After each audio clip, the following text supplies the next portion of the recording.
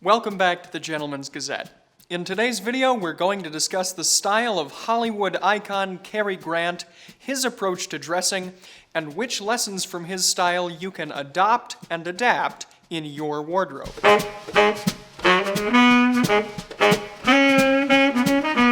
One of the quintessential leading men in mid-century Hollywood, Cary Grant starred in a slew of successful films, with his biggest successes coming from the 1930s to the 1960s. He wasn't always the dapper and elegant gentleman whose name is synonymous with style, however, so with that in mind, let's give a brief biographical background to Cary Grant. Cary Grant was born Archibald Leach in a suburb of Bristol, England on January 18, 1904. He had a bit of a tough childhood, as his mother spent most of Cary's young life locked away in a sanitarium, and his father abandoned him to start a new family, essentially meaning that Cary Grant had to fend for himself from a very young age. Dropping out of school, he joined a vaudeville troupe which traveled to the United States when he was 16 years old, in July of 1920, for a 2-year tour of America. Staying in the United States after the tour concluded, Grant later made his way to Broadway and then on to Hollywood beginning in 1931. He would later become a U.S. citizen in 1942. From 1932 to 1966, Grant starred in over 70 Hollywood films, and he was nominated twice for an Academy Award for Best Actor. Some of his best-known roles include Bringing Up Baby, His Girl Friday, The Philadelphia Story, Arsenic and Old Lace, An Affair to Remember, North by Northwest, and Charade. Cary Grant passed away on November 29, 1986, but his films remain classics today, and his personal style remains timeless. So, now that you have a bit of background, let's go over Cary Grant's personal style in more detail, starting first with an overall assessment. To put it simply, Cary Grant didn't attempt to reinvent the wheel with the way he dressed. Rather, with his simple and timeless attire, he formed the archetype for the modern gentleman, in terms of both outfit and demeanor. Grant modeled himself after those in Hollywood whom he met, worked with, and idolized personally. For his sophisticated looks and manners, his primary inspirations were director Leo McCarey and playwright and composer Noel Coward. For his more athletic and adventurous side, he modeled himself after the matinee idol of his own youth, Douglas Fairbanks Sr. In the broad strokes, while Cary Grant's clothing was immaculate, it never overshadowed him. Phrased another way, he wore the clothes, not the other way around. With that said, let's go into a bit more detail with some of Grant's personal style choices and hallmarks. Many of the custom pieces in Grant's wardrobe were made by tailors from the famed Savile Row in London. He spared no expense as long as he could be assured of the quality, buying garments that would last. In fact, when some of his shirts would start to show wear around the collar or the cuffs, as all shirts inevitably do, he would sometimes have them sent back to have the worn portions remade. Why do this when he could easily have afforded a new shirt? Well, he knew that the existing shirt already looked good on him, and he wanted to maximize its usefulness and its value. This is a lesson we could take from him, and we'll get into that more later. His suits and shirts, typically tailored in a British style, but at the same time not necessarily meant to look explicitly regional, were often custom tailored at places such as Cifonelli in Rome or Dunhill and Aquascutum in London. Sometimes, if he particularly liked a garment he had gotten from one of these tailors, he would have it copied at another tailor in Hong Kong. These tailors were often so meticulous copying Grant's garments that he once received a copy of one of his favorite shirts where they had even copied a little bit of the fraying around the collar. Although he was sometimes seen in alternative and more rustic suiting fabrics such as tweed, Grant was most often seen wearing dark wool suits with either simple accessories or none at all, and his shoes were always impeccably polished.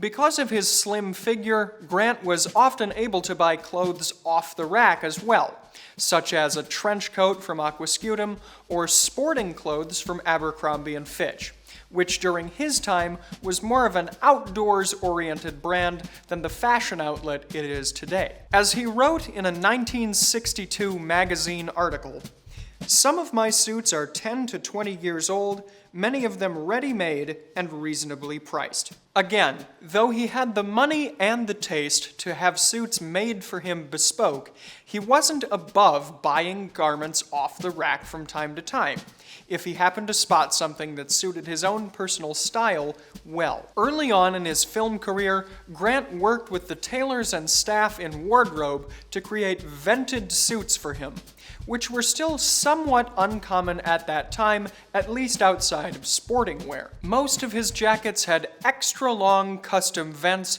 to allow for maximum movement, as well as a taller and leaner look to the silhouette. For more casual looks, Grant favored tailored trousers, lightweight knitwear, and crisp white shirts, opting for a cotton blazer when he wanted something more semi-formal. One thing Grant didn't wear often was hats, as overall they detracted from his chiseled facial features. Many of Grant's Hollywood contemporaries at that time, like Humphrey Bogart, used hats to reveal character traits, but Grant felt that he didn't really need to do this, as his character came through in his acting techniques as well as the other wardrobe he wore. Grant had a muscular and larger than average neck.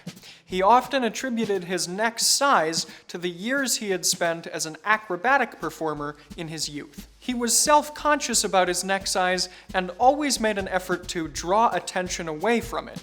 As such, both in his films and in real life, Grant could almost always be seen wearing a scarf, a tie, a neckerchief, or some other type of neck covering. As the majority of his clothing was custom-made, he often requested that the collars of his dress shirts be made wider than standard to better conceal his neck. Grant was known for stating many times over that he never really thought of himself as a style icon.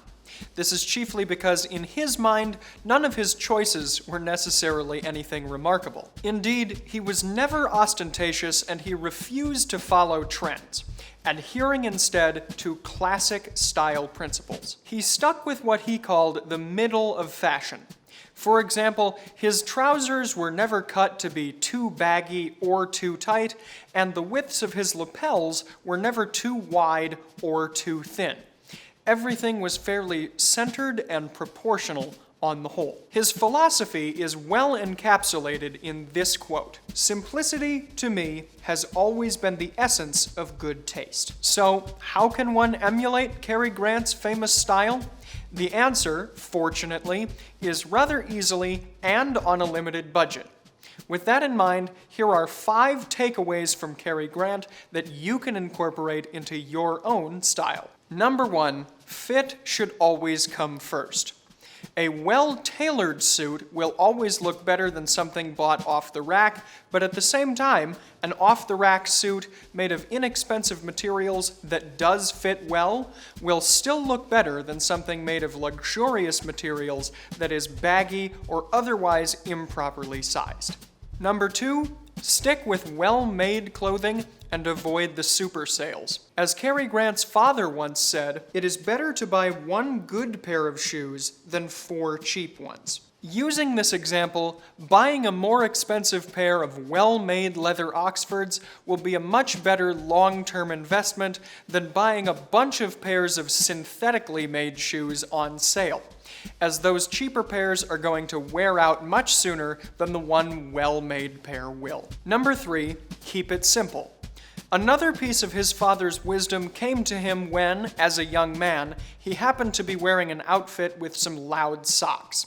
His father said to him, "Remember, it is you walking down the street, not your socks." From then on, Grant never wore overpowering elements, but rather simple outfits that were fully harmonious. In his early days, he would often wear collar pins and knit ties, but his style would come to mellow even further as his career progressed, culminating in solid-colored suits with subtle threefold ties. As an example of this dependable simplicity for the modern gentleman, a navy blue suit in a lightweight material can work equally well day or night, as can the mid-gray suits that Grant made famous in some of his films with Alfred Hitchcock.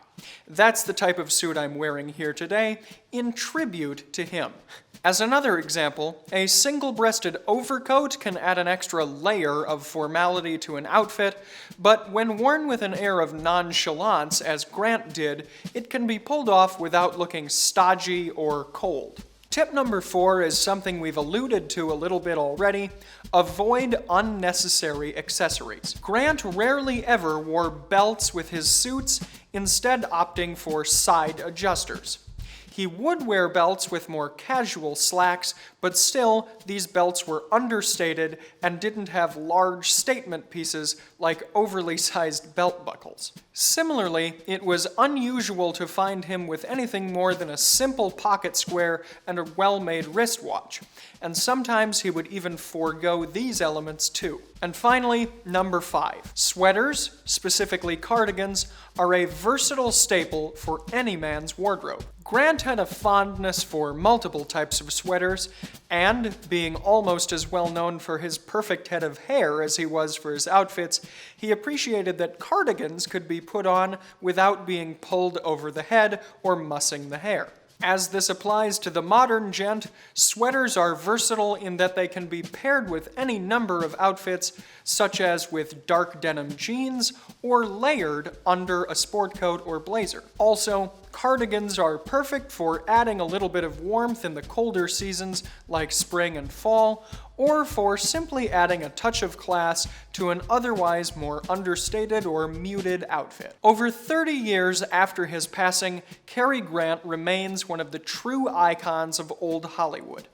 Just as his character in North by Northwest scaled the surface of Mount Rushmore, Grant himself definitely belongs on the Mount Rushmore of cinema's leading men, as well as the icons of men's style.